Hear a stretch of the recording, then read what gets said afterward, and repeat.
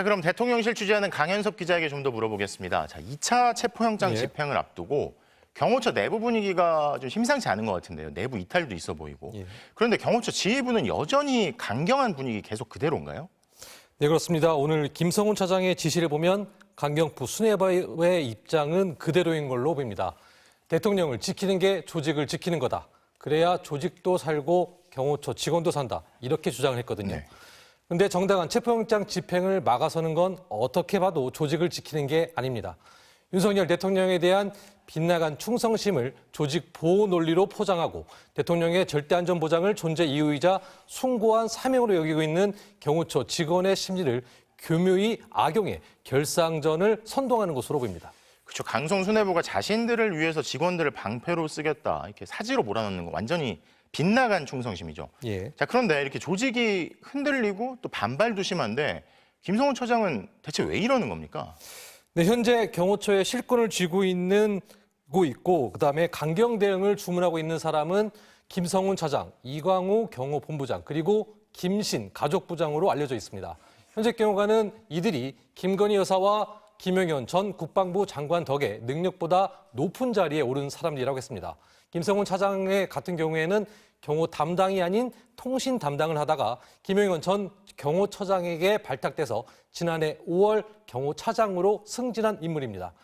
야권은 김 차장이 경호처의 문고리 권력이라고 보고 있습니다. 모든 보고서가 자신을 거쳐 올라가게 하고 김건희 여사에게도 관련 보고들을 했다는 의혹을 제기하고 있는데요. 민주당 윤건영 의원은 제보를 통해서 김 차장이 재작년 8월 윤 대통령 부친상을 계기로 묘자리도 알아보는 등 장례 업무를 도맡으며 윤 대통령 부부 신임을 얻었다고 했습니다. 특히 김 여사의 환심을 사기 위해서 경호관들에게 반려견 옷을 구입하게 했고 대통령 부부 생일에는 장기자랑까지 준비토록 했다고 폭로하기도 했습니다. 그 대통령 경호처 직원들한테 반려견용 옷 그리고 뭐 장기자랑을 시켰다는 건데 이게 김건희 여사의 환심을 사서 경호처 최고 실사가 됐다는 건 참 참담한 얘기네요. 자, 그나저나 곧 2차 체포영장 집행을 앞두고 자, 이제 경호처 내 기류가 어떤 영향을 미치겠습니까? 네, 현재로선 2차 집행의 성공 여부는 경호처 내 이탈 규모에 달려있는 걸로 보입니다. 강경파들이 아무리 결사항전을 독려하더라도 밑에 직원들이 듣지 않으면 그만이거든요.